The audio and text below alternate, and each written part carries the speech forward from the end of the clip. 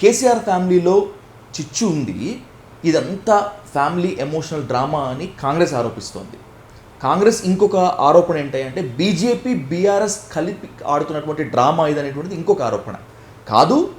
బీఆర్ఎస్ను అప్రతిష్ట పాలు చేయడానికి, కేసీఆర్ ఫ్యామిలీలో ఏదో జరుగుతోంది అని చూపించడానికి రేవంత్ రెడ్డి అండ్ కో చేస్తున్న ఆరోపణ అనేటువంటిది బీఆర్ఎస్ నేతల ఇంకొక ఆరోపణ.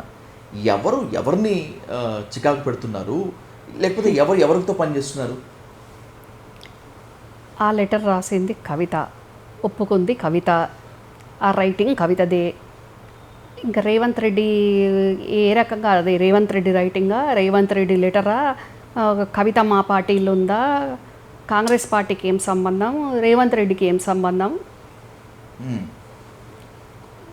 ఏం మాట్లాడుతున్నారు వాళ్ళు? గత సార్వత్రిక ఎన్నికల్లో బీఆర్ఎస్కి బీజేపీకి దోస్తీ ఉంది అని విపరీతంగా ప్రచారం చేసింది కాంగ్రెస్.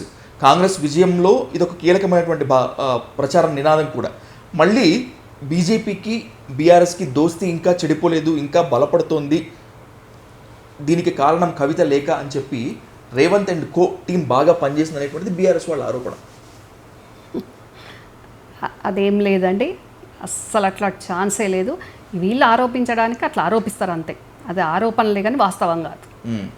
నడుస్తుంటుందా అసలు మీ కాంగ్రెస్ అంతర్గత మీటింగ్స్లో కవిత వేరుకుంపటి పెట్టిపోతుంది, లేకపోతే కేసీఆర్ ఫ్యామిలీ చిన్న భిన్నం కాబోతుంది, మనం ఇలా యూజ్ చేసుకోవాలి, మనం ఇలా క్యాంపెయిన్ చేయాలి, మనం ఇలా మాట్లాడాలని చెప్పి అనుకుంటారా?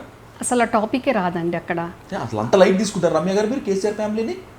ఆ కేసీఆర్ ఫ్యామిలీ కాదు, బీఆర్ఎస్ పార్టీ గురించి మాట్లాడతారు కానీ ఇక్కడ కేసీఆర్ ఫ్యామిలీ గురించి కానీ, ముఖ్యమంత్రి కానీ, మా మంత్రులు కానీ ఎందుకు మాట్లాడుకుంటారు? పార్టీ కూడా ఎందుకు మాట్లాడుతుందండి?